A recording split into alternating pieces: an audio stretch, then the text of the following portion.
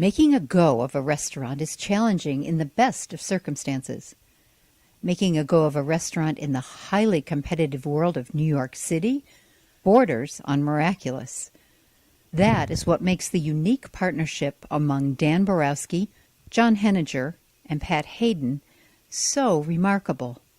Not only in the success that they are enjoying just 1 year into their East Side Buffalo Chicken Wing restaurant, but in the almost instinctive way that the trio continues to evolve what began as a late-night idea hatched by two guys on a couch into a business patronized by nationally prominent clients and customers. Do you and John ever fight? We actually don't, to be honest. I mean, sure, there's times where he thinks one thing and I think another thing, and one of us will try to motivate the other one to think what we think, but we always end up coming to the same decision, I think, on just about everything. And also with our third partner now, Pat. We always talk it out, and even if we disagree on something, we're to the point where I think we believe enough in the other guy's instincts to say, okay.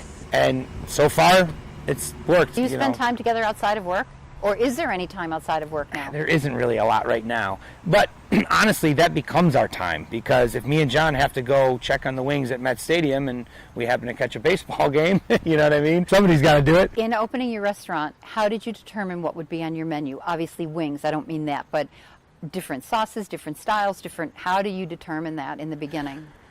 That was just kind of honed over the past 3 years, I think, doing the outdoor tent thing, you know. We decided that obviously just the traditional thing would be our go-to. And we've since obviously expanded it. When we opened the restaurant, we said, we don't want to overcomplicate things. In a crazy world like New York City, to do one thing really well, as opposed to doing a bunch of things mediocre, is the sort of fast casual thing that I think New Yorkers want right now. Like, if I want my wings, that's the place I want to go for that. If I want my burger, that's the place I want to go for that. So we did all the major food groups: French fries, onion rings, tater tots, and beer and pop, soda. And then obviously wings. You know, we want to focus on the wings. In the beginning, we were like, we have to have mild, medium, hot. We have to have a version that's hotter than that and a version that's even hotter than that. And then it's like we have to do barbecue, and we have to do a grill, because that's a Buffalo thing that nobody down there's ever even heard of or does, where you fry the wing, you toss them in barbecue sauce, and then you throw them on the char grill. And then this was another thing where behind the scenes I was like, let's just stick with these 7, it's great. And John was like, why don't we try introducing a flavor of the month? And ever since we've done the flavor of the month, it's been a hit. And how do you decide what the flavor of the month is going to be? We're actually kind of still just in the sauce laboratory every month figuring it out, to be honest. You know, He's just not staying over on the couch anymore. Tell me that, right? Oh God, no. Now there's all kinds of, you know, prep places and things, and yeah, we've got more going on than just, you know, cracking a couple beers and trying to figure it out. We go into the wing world and we see what all the sauces are, and then we research our own and we find ones that we think would work, and then we say, this is the flavor for this month, and it gets really popular, and then we could do another flavor. So I think the end goal would be to have a flavor sort of designated for each month so that people can get excited about their favorite flavor. And then, you know, again, when we have another place and more locations, who knows, down the line, maybe these become part of the real menu and whatever. But I think the great thing about flavors of the month is what they ultimately also do is remind people how great the original 7 flavors are. You've talked several times about the next restaurant, the next restaurant, and the next restaurant. Is that going to happen? Absolutely. And do you have a timeline? And do you have locations? We don't have any of that yet. In my vision, in my gut, I see it all, of course. But right now, we're really just trying to get the ground running underneath us with this first one, where we can make it. You know, when we started with the tent, it was like, oh my God, we have to do everything. Now the tent kind of runs itself. You know, we started with the restaurant, I was like, oh my God, we have to do everything. It's starting to kind of run itself. So I think, you know, in my perfect world, I would love to have multiple locations within the next 5 to 10 years. All in Manhattan area? Not necessarily, no. I think that's where we'll start, but I don't see any reason why we can't go up and down the eastern coast and into different places, and then across the country, and then across the world. Does being a supplier for the Mets... I'm sorry, Seriously? I should have given you a moment of silence in honor of that across the world. Sorry. Does it, being the exclusive supplier of chicken wings for the New York Mets, give you an entryway into other ballparks around the United States?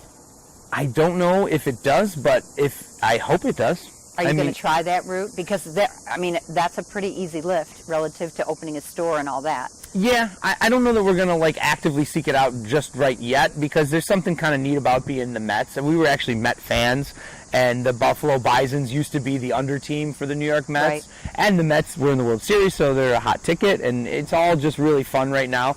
But we would definitely not be opposed to going into every sports arena for every team, no matter what city or type of sport it was. I hope it'll maybe open the door for that. Sure. Okay, so here's the really, really big question. You ready? I guess, yeah. Will you and John ever have the courage to come home and open a wing store in Buffalo? Wing restaurant, I should say. You know, everybody always asks us, why not open a wing store in Buffalo? And we say, well, in the beginning, why would we go to the place where all the amazing chicken wings are and try to be a small fish in a big pond when we can be here in New York City where there's virtually no chicken wing places and be the big fish in the small pond? Absolutely, we would love to open a place in Buffalo down the line eventually when this whole thing takes off.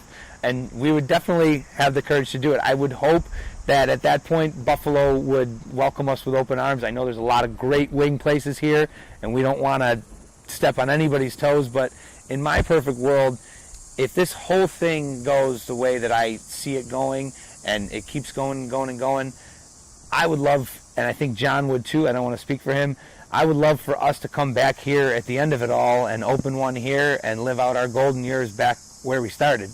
Get emotional thinking about it. Yeah, we love Buffalo, and we would love to come back, and we would love to have a restaurant here, and absolutely, 100%. When you said, up and down the East Coast, across America, and around the world, how much of that was facetious and how much of that is serious?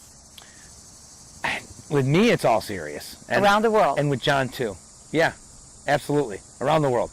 I think it starts with a couch and then a tent and then a restaurant in the middle of Manhattan and then another one and another one and another one and then maybe a couple around, the East Coast of America and then maybe a couple across America and then go into other countries and have them all over the world, just like any other company that's ever done that.